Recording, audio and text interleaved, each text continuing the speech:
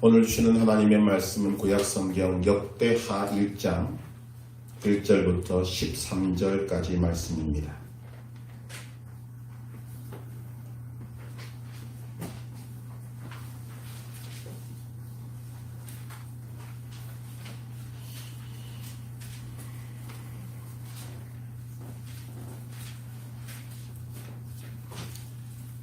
구약성경 역대하 1장 1절부터 13절까지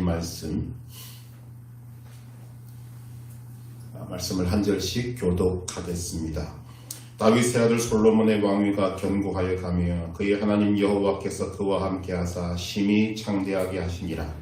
솔로몬이 온 이스라엘의 총장들과 백부장들과 재판관들과 온 이스라엘의 관객들과 국장들에게 명령하여 솔로몬이 온 회중과 함께 기브온 산당으로 갔으니 하나님의 회막 곧 여호와의 종 모세가 광야에서 지은 것이 거기에 있음이라.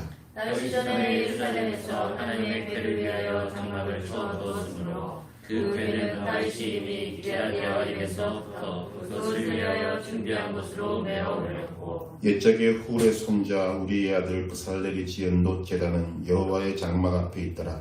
솔로몬이 회중과 더불어 나아가서 여호와 곧 회막 앞에 있는 놋 제단에 솔로몬이 들어 그 위에 1000마리 수색으로 번제를 드렸더라. 그날 밤에 하나님이 솔로몬에게 나타나 그에게 이르시되 내가 네게 무엇을 주랴 너는 구하라 하시니 솔로몬이 하나님께 말하되 주께서 전에 큰 은혜를 내 아버지 다윗에게 베푸시고 내가 그를 대신하여 왕에게 되게 하셨사오니 여호와 하나님이여 원하건대 주는 내 아버지 다윗에게 허락하신 것을 이제 굳게 하옵소서.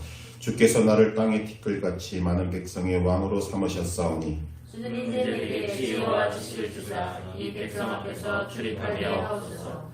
이렇게 많은 주의 백성을 그가 능히 재판하리까 하니 하나님이 솔로몬에게 이르시되 이런 마음이 네게 있어서 부나 재물이나 영광이나 원수의 생명멸하기를 구하지 아니하며 장수도 구하지 아니하고 오직 내가 네게 다스리게 한 내 백성을 재판하기 위하여 지혜와 지식을 구하였으니 그러므로 내가 내게 지혜와 지식을 주고 부와 재물과 영광도 주리니 내 전의 왕들도 이런 일이 없었거니와 내 후에도 이런 일이 없으리라 하시니라. 함께 읽습니다. 이에 솔로몬이 기브온 산당 회막 앞에서부터 예루살렘으로 돌아와서 이스라엘을 다스렸더라. 아멘.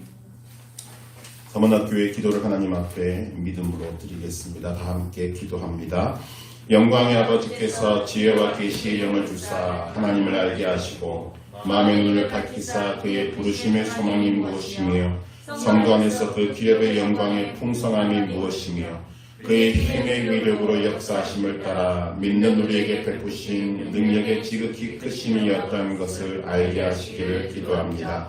그의 영광의 풍성함을 따라 그의 성령으로 말미암아 속사람을 능력으로 강건하게 하시오며 믿음으로 말미암아 그리스도께서 마음에 계시게 하시옵고 사랑 가운데서 뿌리가 박히고 터가 굳어져서 능히 모든 성도와 함께 지식에 넘치는 그리스도의 사랑을 알고 왼너비와 길이와 높이와 깊이가 어떠함을 깨달아 하나님의 모든 충만하신 것으로 충만하게 하시기를 기도합니다. 아멘.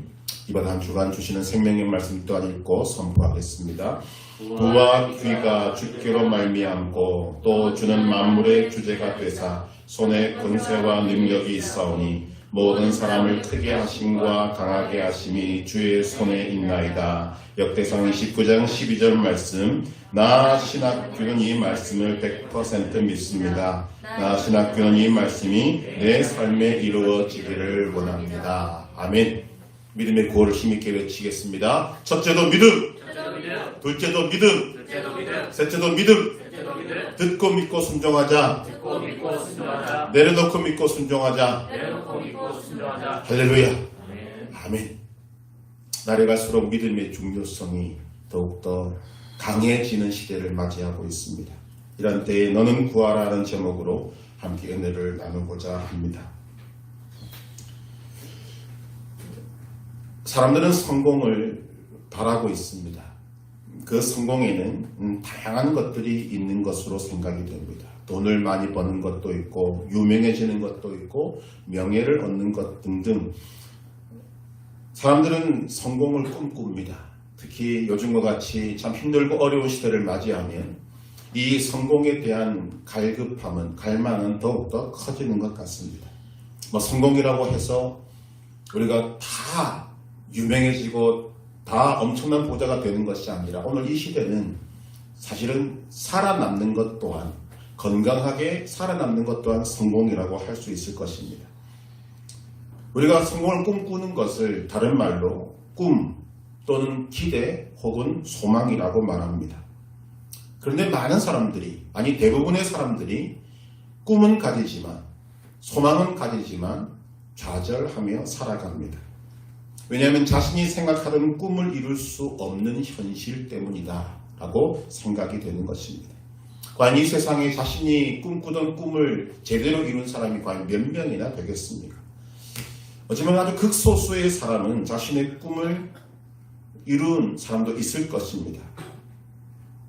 그러나 대부분의 사람들은 자신의 꿈을 이루지 못하고 그냥 좌절한 상태로 살아가게 되는 것입니다. 그럼에도 불구하고 사람들은 꿈을 꿉니다. 그리고 꿈을 쫓아가려고 합니다.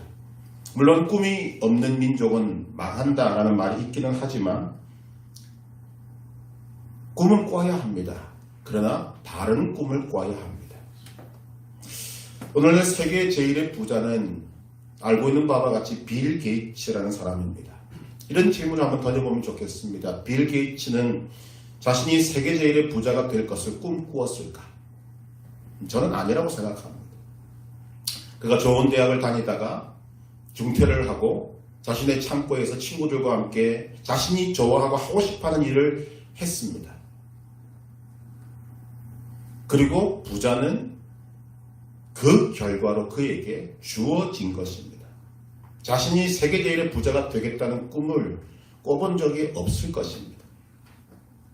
많은 사람들이 세계 제1을 꿈꾸고 있습니다만 세계 제1이 되는 것은 자신이 만들어낼 수 있는 것이 아닙니다. 만들어지는 것입니다. 이 부분에서 저는 오늘 하나님의 말씀을 믿고 있습니다. 하나님은 인간의 생사화복을 주장하시는 분이십니다. 또한 금주의 말씀을 우리가 다시 한번 인용해보면 역대상 29장 12절에 부와 귀가 주께로 말미암고, 이 말씀을 같이 한번 읽으십시다. 부와 귀가 주께로 말미암고 또 주는 만물의 주제가 되사 손에 권세와 능력이 있사오니 모든 사람을 크게 하심과 강하게 하심이 주의 손에 있나이다. 아멘. 모든 것이 하나님 손에 달려 있다는 말씀입니다. 하나님의 사람은 이 말씀을 가슴에 새겨야 합니다. 우리가 인생을 조금 깊이 생각해 보면 이것을 금방 알 수 있습니다. 인생은 똑똑하다고 잘 되는 것이 아닙니다. 또 머리가 좀 나쁘다고 잘못되는 것도 아닙니다. 또한 사람들에게 유명해졌다고 해서 좋은 인생, 훌륭한 인생을 산 것도 아닙니다. 그러면 무엇인가? 가장 훌륭하고 가장 아름다운 인생이 무엇인가라고 할 때 그것을 우리는 이렇게 생각해야 됩니다. 하나님이 인정하는 삶이어야 한다.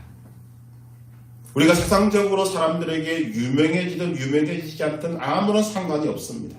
세상 사람들이 인정해주든 인정해주지 않든 그것도 상관이 없습니다. 저는 이 세상의 많은 주부들이 이런 부분에서 하나님의 말씀을 깊이 새겨야 한다고 생각합니다. 주부는 생의 대부분을 이름 없이 빚 없이 살아갑니다. 남편을 보필하고 자녀들을 양육하고, 그런데도 솔직히 말하면 누가 알아주는 사람 없습니다. 그러나 그런 주부가 하나님 앞에서 하나님의 뜻대로 살아갈 때 하나님은 그 삶을 이 세상 어떤 유명한 사람보다도 인정해 주시는 것입니다. 그래서 오직 하나님이 인정하시는 삶을 사는 그 사람이 가장 복된 삶을 산 사람이고, 그는 하나님 앞에 섰을 때 이런 칭찬을 드릴 것입니다. 착하고 충성된 종아, 네가 작은 일에 충성하였으니 나의 잔치에 참여할지어다. 여러분 믿으시기를 바랍니다. 우리가 말씀대로 우리가 바라본다면 인생이 잘 되고 못 되고는 내 노력, 내 헌신, 어떤 것과도 상관없이 솔직히 하나님 손에 달려 있습니다.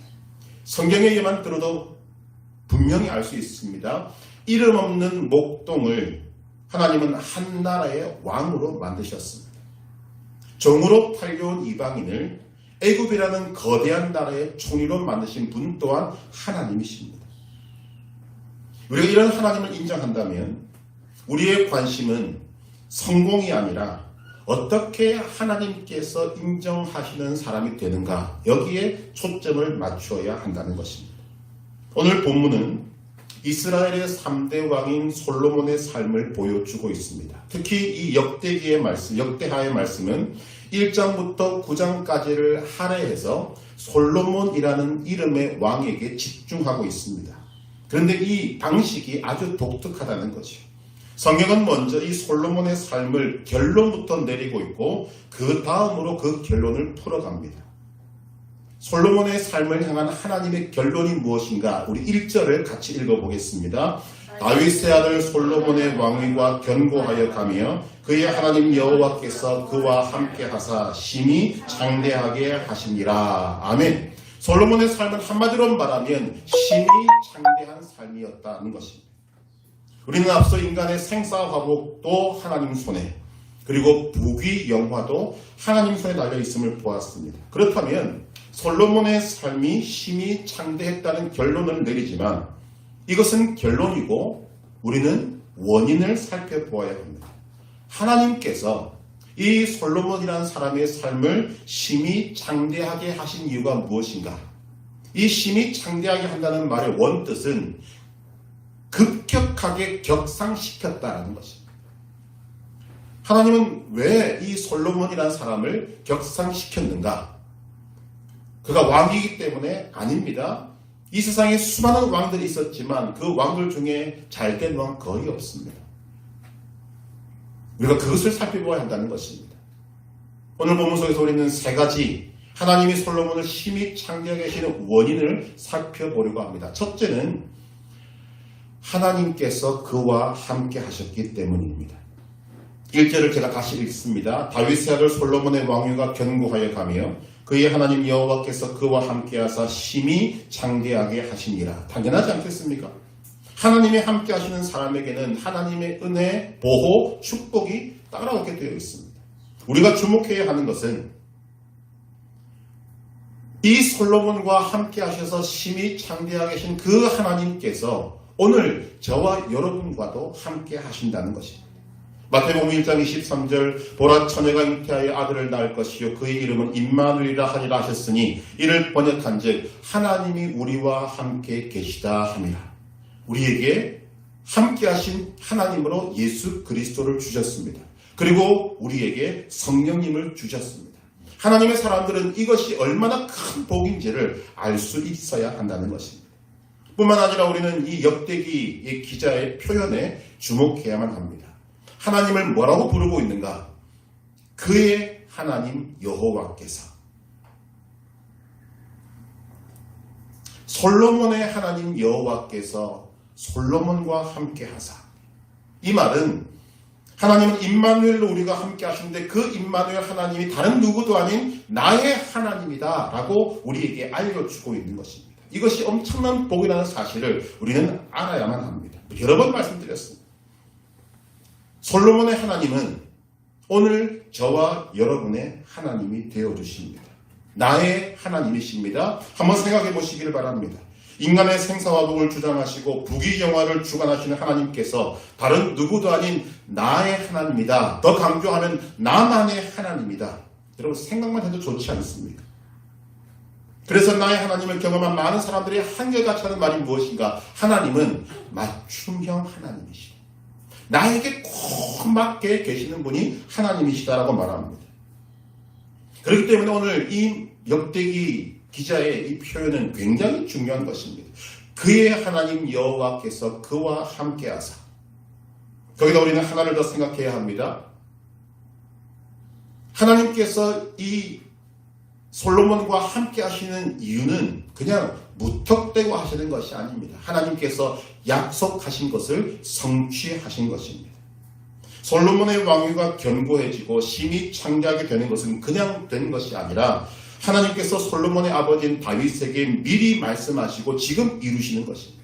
역대 사무엘 하 7장 12절 13절 네 수완이 차서 네 조상들과 함께 누울 때에 내가 네 몸에서 날 네 씨를 내 뒤에 세워 그의 나라를 견고하게 하리라. 그는 내 이름을 위하여 집을 건축할 것이요 나는 그의 나라 왕위를 영원히 견고하게 하리라.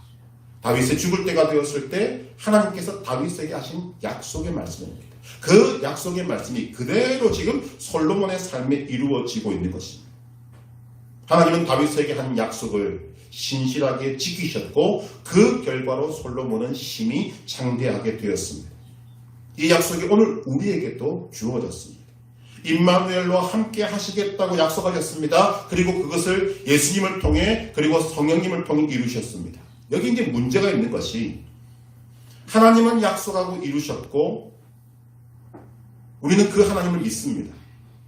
그런데 하나님을 믿는 나 자신이 하나님이 나와 함께 하심을 깨닫지 못하고 느끼지 못하고 경험하지 못하고 있다는 것이 문제입니다. 여러분, 하나님은 실제하시지만 살아계시지만 눈으로 볼 수 있는 분이 아닙니다. 손으로 만질 수 있는 분도 아닙니다. 그러면 어떻게 하나님께서 나와 함께 하심을 알 수 있는가? 그 방법으로 여러분들에게 드린 것이 4가지의 고백이었습니다. 기억하십니까? 지난 한 주간 동안 여러분들이 하셨다면 이 말씀이 바로 여러분들에게 가슴에 다가올 것입니다. 기억하신다면 한번 해볼까요? 성령님 초청합니다. 성령님 감사합니다. 성령님 어떻게 할까요? 성령님 무슨 뜻입니까? 여러분, 한 주간 동안 입술의 고백으로 이것을 하셨습니까? 하셔야 합니다. 나의 삶을 하나님과 함께하는 삶으로 채워가기 위해서는 내가 나와 함께 하시는 하나님을 내가 느끼고 경험하고 함께 살아가는 것을 정말 진정으로 즐기고 풍성하게 살아가려면 이걸 해야 합니다. 하나님은 우리와 함께 하시겠다는 약속을 지금도 신실하게 지키고 계십니다. 이제는 우리도 하나님이 나와 함께 하심을 믿는 것뿐만 아니라 삶에서 나와 함께 하시는 하나님을 느끼고 체험하며 살아가야 할 것입니다. 그리고 그렇게 살아간 삶의 결과는 내가 아니라 하나님이 책임져 주십니다. 하나님께서 솔로몬을 심히 창대하게 하신 이유는 하나님이 그와 함께 하셨기 때문입니다. 두 번째로 하나님이 솔로몬의 삶을 심히 창대하게 하신 이유는 솔로몬이 예배 중심의 삶을 살았기 때문입니다. 오늘 말씀 6절을 같이 읽어보겠습니다. 6절 여호와 앞 곧 회막 앞에 있는 놋 제단에 솔로몬이 이르러 그 위에 1000마리 희생으로 번제를 드렸더라. 아멘. 우리가 익히 듣고 있는 1000번제를 드렸다라는 말입니다. 여러분, 번제가 무엇입니까? 번제는 하나님이 만들어 두신 예배의 한 형태인데, 제사의 한 형태인데 짐승을 잡아서 불에 태우는 것입니다. 솔로몬이 드린 제물은 소였을 것입니다. 1000마리의 소를 잡는다. 여러분, 쉬운 일이 아닙니다. 쉽지 않기 때문에 신학자들은 이 솔로몬의 1000번제가 적어도 일주일 동안 지속되었을 것이라고 생각합니다. 저도 거기에 동의할 수밖에 없습니다. 그 예배를 주관하는 제사장들의 숫자를 보아도 짐승을 잡는 그 시간을 보아도 하루에 1000마리의 소를 잡아서 하나님 앞에 번제로 드린다? 불가능합니다. 그 일주일 동안, 적어도 일주일 동안 하나님 앞에 1000마리의 소가 죽임을 당하고 번제물로 하나님 앞에 드려졌고 태워졌다는 것입니다. 한번 추측을 해보십시다. 예수님께서도 예배에 대해서 말씀하셨지만 예배는 신령과 진정으로 드리는 것입니다. 생각해보면 오늘 우리가 드리는 이 예배가 신령과 진정으로 드리지 않을 수 있는 가능성이 훨씬 더 없습니다. 왜냐하면 눈에 보이는 것이 없거든요. 그러나 솔로몬 시대의 번제는 어떤 것입니까? 지금 눈으로 보고 있습니다. 자기 눈앞에서 소가 죽는 것을 보고 있고 피를 흘리는 것을 보고 있고 살이 잘라지는 것을 보고 있고 뼈가 꺾이고 가죽이 벗겨지고 불에 태워지는 것을 눈으로 보고 있습니다. 신령과 진정이 생길 수밖에 없는 그런 환경이 조성되어 있다는 거죠. 그 7일을 번제를 드린 동안 솔로몬은 과연 무엇 했겠습니까? 우리가 이 예배라는 것을 바라보게 될 때, 또 하나님이 이 예배를 드린 솔로몬의 응답하신 것을 바라볼 때, 솔로몬은 제사는 드려라, 나는 들어가서 쉽게 하지 않았다는 것을 생각할 수 있습니다. 그는 그 제물 앞에서 정말 신령과 진정으로 하나님 앞에 번제 드리는데 동참했다는 것입니다. 그리고 7절을 보시면 이런 말씀이 있습니다. 그날 밤에 하나님이 솔로몬에게 나타나. 자, 그날 밤이 어떤 밤입니까? 1000번제가 다 드려진 바로 그날 밤입니다. 자, 900마리의 번제가 드려진 날도 아니고 1000마리의 번제가 전부 다 드려진 그날 밤에 하나님이 솔로몬에게 나타나셨습니다. 우리에게 주는 교훈이 있습니다. 우리가 하나님 앞에 받은 것은 여러분 할 것 다 해야 한다는 것입니다.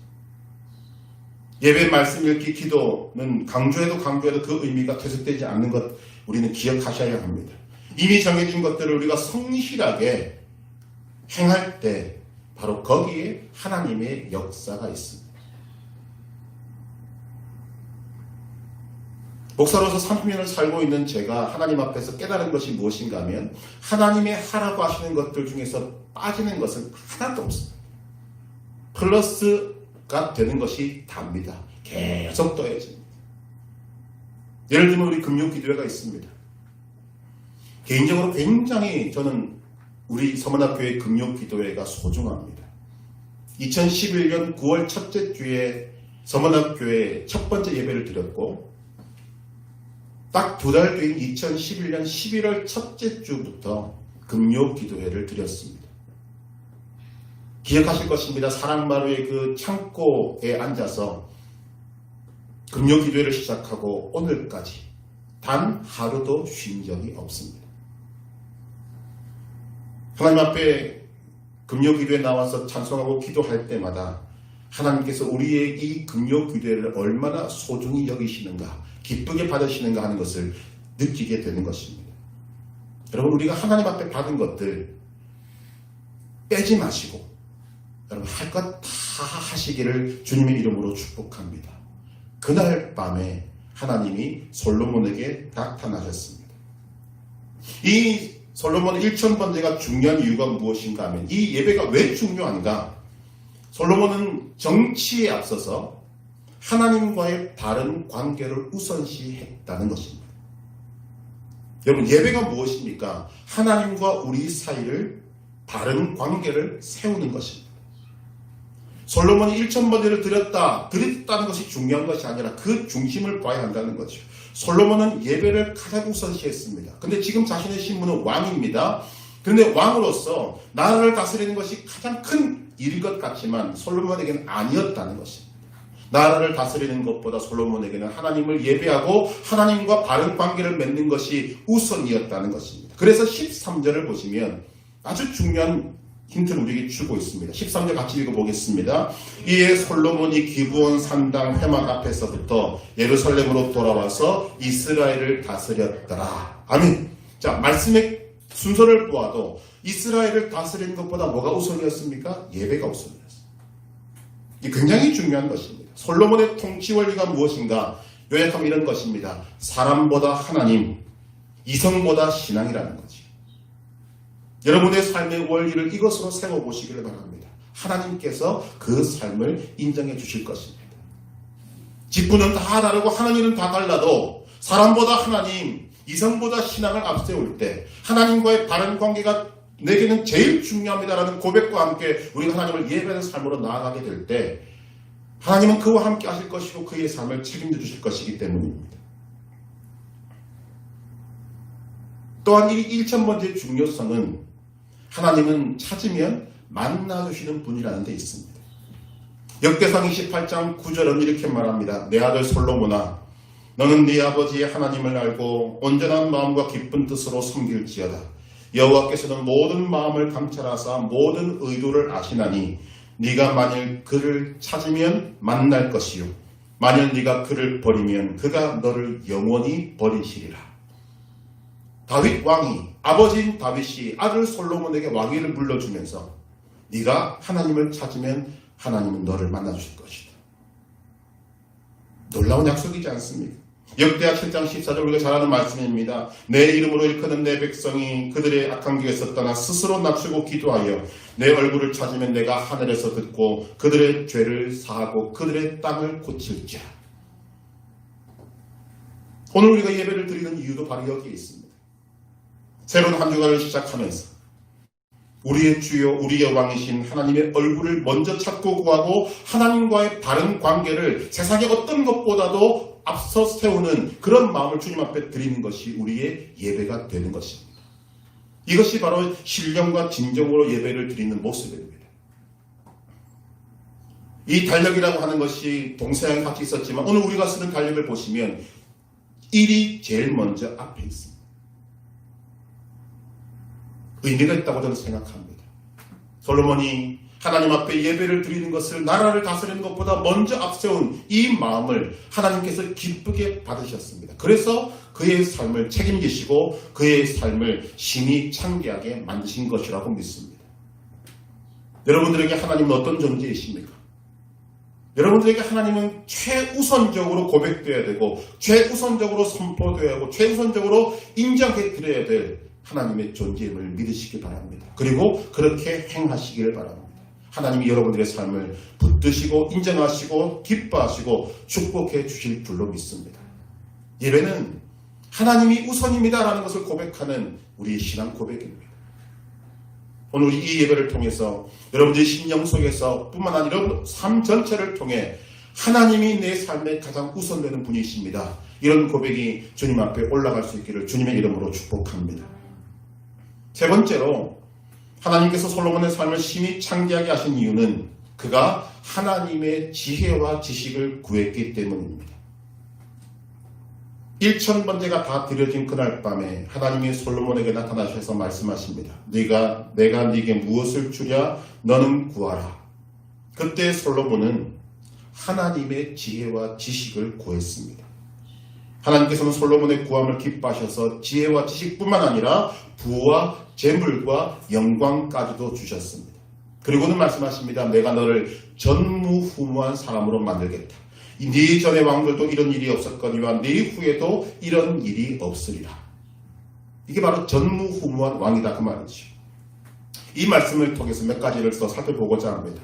내가 네게 무엇을 주랴 너는 구하라. 여러분 이 말씀을 딱 들어보시면 뭐가 없습니까? 제한이 없다는 사실입니다. 하나님은 지금 솔로몬에게 백지 수표를 들고 오셨습니다.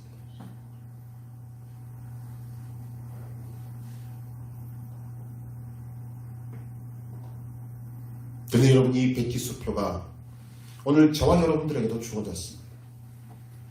마태복음 7장 7절 이하는 우리가 잘 알고 있는 말씀입니다. 구하라 그리하면 너희에게 주실 것이요 찾으라 그리하면 찾아낼 것이요 문을 두드리라 그리하면 너희에게 열릴 것이니. 자, 여기에 또 똑같이 뭐가 없습니까? 제한이 없습니다. 이것을 마태복음 7장 8절은 한 번 더 강조합니다. 구하는 이마다 받을 것이요 찾는 이는 찾아낼 것이요 두드리는 이에게는 열릴 것이니라. 이것을 영어식으로 번역하면 이런 것입니다. 구하는 모든 사람이 받을 것이요 찾는 모든 사람이 찾아낼 것이요 두드리는 모든 사람에게 열릴 것이니라. 그리고는 뭐가 없습니까? 제한이 없습니다.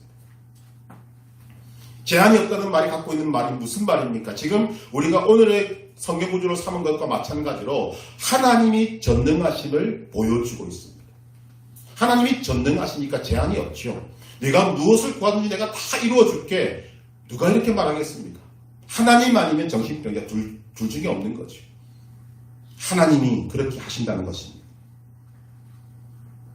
내가 네게 무엇을 주랴 너는 구하라. 제한이 없으신 하나님을 찬양하시기를 바랍니다. 그리고 이것을 여러분들이 묻고 계시다는 것을 여러분들이 믿으시고 구하시길 바랍니다. 하나님께서 이런 백지수표를 주셨을 때 솔로몬은 하나님의 지혜와 지식을 구했습니다. 여러분 단순히 내게 지혜를 주세요, 지식을 주세요라고 한 것이 아닙니다. 이것을 하나님께서 어떻게 받아들이셨는가가 중요합니다. 여러분 하나님의 지혜와 지식을 구한다는 것이 뭡니까? 내가 하나님을 의지하겠습니다. 하나님을 찾겠습니다라는 다른 표현으로 보아야 합니다. 성경에는 솔로몬이 이렇게 구한 지혜와 지식을 사용한 예가 많이 없습니다. 대표적인 것이 스바 여왕인데 이 스바 여왕이 솔로몬의 소문을 듣고 찾아왔습니다. 그리고 어려운 질문들을 잔뜩 준비해 가지고 와서 솔로몬에게 묻습니다. 딱 물었을 때 솔로몬이 막힘없이 대답하는데 성경은 거기에 대해서 뭐라고 말하고 있는가 하면 솔로몬이 그가 묻는 말에 다 대답하였으니 솔로몬이 몰라서 대답하지 못한 것이 없었더라.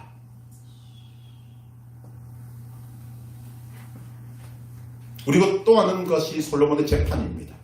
열왕기상 3장 16절에서 28절 사이에 있는 그 모든 것들, 그 내용들 우리가 익히 알고 있기 때문에 말씀드리지 않습니다만 열왕기상 3장 28절은 이렇게 기록합니다. 온 이스라엘이 왕이 심리하여 판결함을 듣고 왕을 두려워하였으니 이는 하나님의 지혜가 그의 속에 있어 판결함을 봄이더라. 하나님의 지혜가 그의 속에 있어. 이것이 여러분 하나님을 찾고 의지하는 결과로 주어진 것입니다. 저는 이 말씀을 과거에는 이해를 못했습니다. 하나님의 지혜와 지식이 뭐지?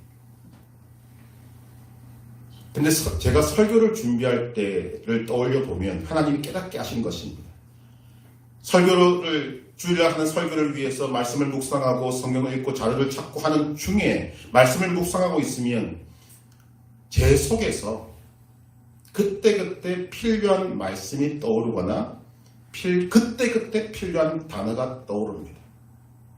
이것을 보면 솔로몬이 지혜와 지식을 구했을 때 하나님께서 그 순간에 그냥 왕창 주신 것이 아니라 순간순간마다 그가 재판할 때마다 그 상황과 여건에 맞는 하나님의 지혜와 지식을 그때그때 순간순간 불어넣어 주셨지 않을까라는 생각을 하게 되고 거기에 대해서 하나님께서 부담이 없게 하십니다.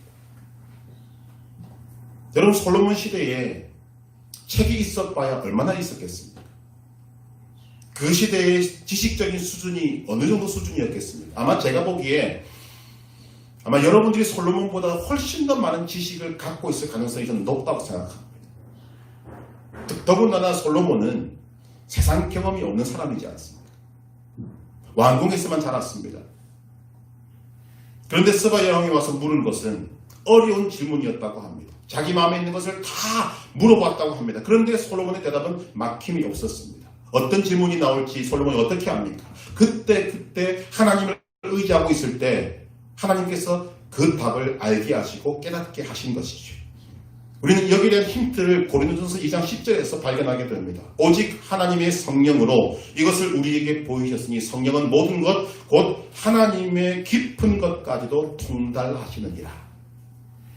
우리 여기서 생각해내야 됩니다. 하나님의 깊은 것까지도 통달하신 분이 성령님이십니다.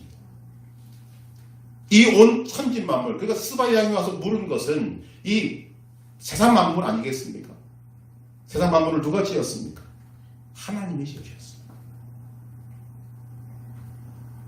하나님의 깊은 것까지도 통달하신 성령 하나님이 솔로몬의 마음에 그때그때 재판할 때 그 순간순간 거기에 적절한 것들을 알게 하시고 깨닫게 하시고 판결하게 하셨다. 그렇게 보아야 맞는 것입니다. 또한 예수님께서 뭐라고 말씀하십니까? 마태복음 10장 19절 20절에 복음을 전하다가 핍박을 당하게 될 때 너희를 넘겨줄 때 어떻게 또는 무엇을 말할까 염려하지 말라. 그때에 너희에게 할 말을 주시리니 말하는 이는 너희가 아니라 너희 속에서 말씀하시는 이 곧 너희 아버지의 성령이시니라. 여러분 우리가 하나님을 의지하고 있을 때 우리가 누군가와 대화를 하고 있는 가운데서 하나님이 여러분들에게 필요한 말들을 지속적으로 주시는 것을 깨닫게 되실 것입니다. 그러나 그냥은 안 된다는 거죠. 하나님이 내게 말씀하신다는 것을 내가 알아챌 수 있어야 합니다. 그것을 위해서 우리에게 필요한 것이 무엇인가? 느헤미야의 잠깐 기도가 필요하다는 거죠. 느헤미야는 바벨론 아닥사스다 왕의 술 맡은 관원이었습니다. 포로로 잡혀와서 높은 지위까지 올라갔습니다. 그때 그에게 들려온 것은 자기의 떠나온 모국 예루살렘의 처참한 형편이었습니다. 예루살렘에 남아있는 자들이 큰 환란을 당하고 능욕을 받고 예루살렘 성은 허물어지고 성문들은 불탔다는 소식이 들렸을 때 느헤미야의 막 가슴이 찢어지듯 아프게 되었습니다. 그래서 수일 동안 느헤미야는 울고 슬퍼하고 하나님 앞에서 금식하며 기도했습니다. 여러분, 여기서 주목되어야 될 것이 뭔가? 느헤미야는 그렇게 금식하면서도 얼굴에 전혀 표시 안 냈습니다. 그런데 어느 날 하나님의 때가 이르니까 이 왕이 묻습니다. 왕이 술 맡은 관원인 느헤미야에게 왜 네 얼굴에 수심이 있느냐? 여러분, 이 말이 무슨 말인가를 아셔야 합니다. 지금 왕이 볼 때 술 맡은 관원이면 직접적으로 왕이 먹는 것을 책임지는 사람 중에 한 사람이지 않습니까? 그런데 그의 얼굴에 수심이 있다는 것은 즉결 처형감입니다. 이런 역사적인 배경을 좀 우리가 알아야 된다는 거죠. 그런데 왕이 선한 의도로 묻습니다. 그때 느헤미야가 뭐 했는가? 왕이 내게 이르시되 그러면 네가 무엇을 원하느냐 하시기로 내가 곧 하늘의 하나님께 묵도하고, 이게 잠깐 기도죠. 여러분, 지금 왕이 눈앞에서 직접 묵고 있습니다. 근데 그 앞에서 통성기도 할 수 있겠습니까? 10분, 20분, 30분 못하지 않습니까? 왕이 묻는 가운데 잠깐 그 몇 초도 안 되는 그 시간 동안, 그런데 성경은 우리에게 뭐라고 기록하고 있는가? 내가 곧 하늘의 하나님께 묵도하고. 그 결과 느헤미야의 입에서는 놀라운 말이 쏟아지기 시작합니다. 왕이여, 내게 허락해 주시면 내가 내 떠나온 나라를 향하여 가서 그 땅의 문제들을 해결하고 다시 돌아오겠습니다. 줄줄줄줄 나오고 있습니다. 그 다음 말씀을 보면 그렇게 나온다는 거죠. 근데 그 다음 중요한 것이 그런 말을 듣고 난 왕의 태도입니다. 다 듣고 났더니 한 가지를 묻습니다. 네가 다시 돌아올 것을 약속하겠느냐? 이 말은 이 느헤미야가 왕의 총애를 받고 있음을 의미하는 거죠. 그래서 느헤미야는 말합니다. 제가 다시 돌아오겠습니다. 그때 왕이 허락해 줍니다. 이 왕의 허락이 누구를 통해서 이루어진 것입니까? 하나님의 감동이라는 거죠. 뭐의 결과입니까? 느헤미야가 그 왕의 질문을 받고 당황스러운 가운데 잠깐 묵도한 그것. 다시 한번 여러분 강조드려야 되지 않겠습니까? 성령님, 어떻게 할까요? 오늘 우리의 삶에 이것이 정말 습관처럼 되어 있을 때 우리가 그 순간 어떤 상황에서도 하나님을 의지하고 우리의 마음을 주님 앞에 드릴 때 주님이 할 말을 주시고 할 말을 하게 하시고 그 말을 듣는 사람의 마음을 감동케 하시는 역사가 일어나게 될 줄로 믿습니다. 이것 때문에 하는 것이 이것 때문에.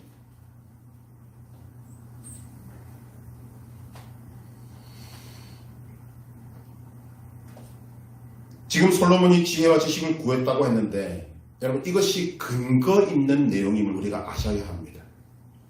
솔로몬은 지금 아버지 다윗으로부터 유언을 들었습니다. 또 하나님이 아버지 다윗에게 어떻게 하셨는지를 눈으로 보았습니다.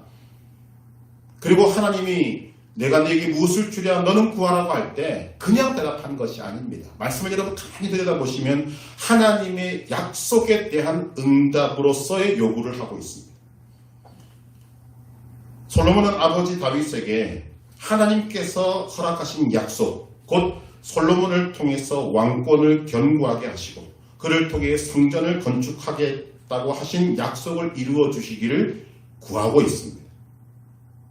즉 자신의 유익이 아니라 하나님이 맡기신 사명, 그 소명을 이루기 위해서 하나님의 지혜와 지식을 구한 것입니다. 그래서 9절 10절을 우리가 같이 한번 읽어보시겠습니다. 9절 10절 여호와 하나님이여 원하건대 주는 내 아버지 다윗에게 허락하신 것을 이제 굳게 하옵소서. 주께서 나를 땅의 티끌같이 많은 백성의 왕으로 삼으셨사오니 주는 이제 내게 지혜와 지식을 주사 이 백성 앞에서 출입하게 하옵소서. 이렇게 많은 주의 백성을 누가 능히 재판하리까 하니. 아멘. 지금 하나님께서는 솔로몬에게 백지수표를 주셨습니다. 그때 솔로몬은 그냥 이것 주세요라고 한 것이 아니라 하나님의 약속을 근거해서 하나님 앞에 지금 정당한 요구를 하고 있습니다. 여러분, 하나님께서 왜 솔로몬의 이 응답을 기뻐하셨을까? 그냥 단순히 마음에 들었기 때문이 아닙니다. 하나님의 뜻에 합당한 요구를 하고 있기 때문입니다. 우리는 이 관계를 주목해서 보아야 하는 것입니다. 오늘 우리의 삶의 목적이 무엇이 되어야 하는가? 하나님을 기쁘시게 하는 것입니다. 어떻게 하나님을 기쁘시게 할 수 있는가? 우리는 솔로몬보다도 훨씬 더 하나님을 기쁘시게 할 수 있는 근거와 방법을 가지고 있습니다. 그것은 우리에게 하나님의 말씀이 있다는 것입니다. 이 성경은 하나님의 약속으로 가득한 책입니다. 하나님은 약속의 말씀을 근거로 또 우리에게 주신 소명을 근거로 기도할 때 하나님은 그것을 이루어 주실 수밖에 없습니다. 왜? 하나님의 말씀이기 때문에 그렇습니다. 로마서 8장 32절 자기 아들을 아끼지 아니하시고 우리 모든 사람을 위하여 내주시니가 어찌 그 아들과 함께 모든 것을 우리에게 주시지 아니하겠느냐. 이미 하나님은 우리에게 모든 것을 주실 준비를 다 갖추고 계십니다. 그리고 우리가 구해야 될 모든 것들을 하나님의 말씀 속에 다 담아 놓으셨습니다. 이제 오늘 말씀을 근거로 몇 가지 결론을 내리고자 합니다. 하나님의 사람들은 삶의 목적과 동기와 과정 모든 것들이 세상 사람들과는 달라야 합니다. 먼저 한 가지 분명한 사실을 우리는 기억하고 또 기억해야 됩니다. 인간의 생사화복과 부귀영화는 하나님 손에 달려있는 것입니다. 인간이 노력한다고 얻을 수 있는 것이 아닙니다. 하나님이 주시는 것입니다. 그렇다면 우리의 삶의 초점과 방향을 혹시라도 성공으로 맞추고 있다면 그 방향을 수정해야 합니다. 어디에 초점을 맞춰야 하는가?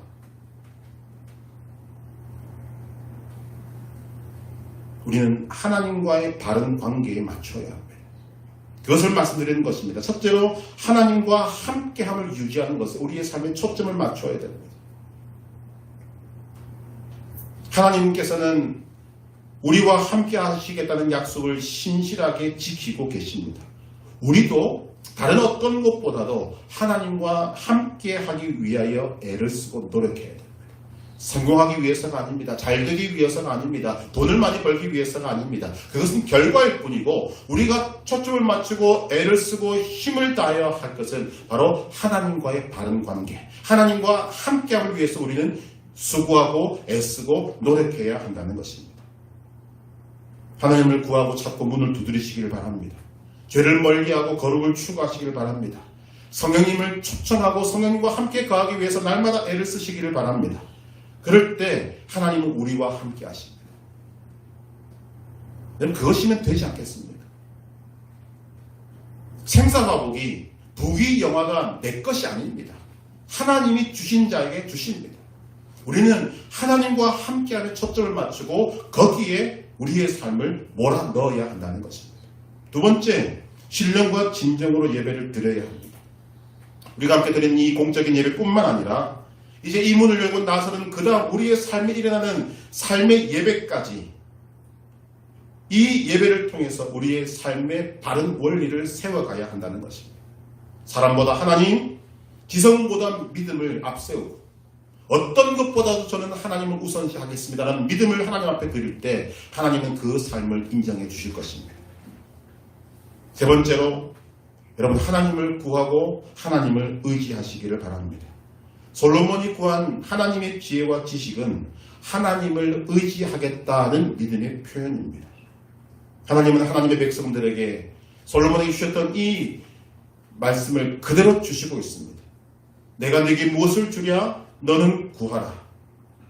이미 하나님은 하나님의 전부를 주셨습니다. 자기 아들 주셨습니다.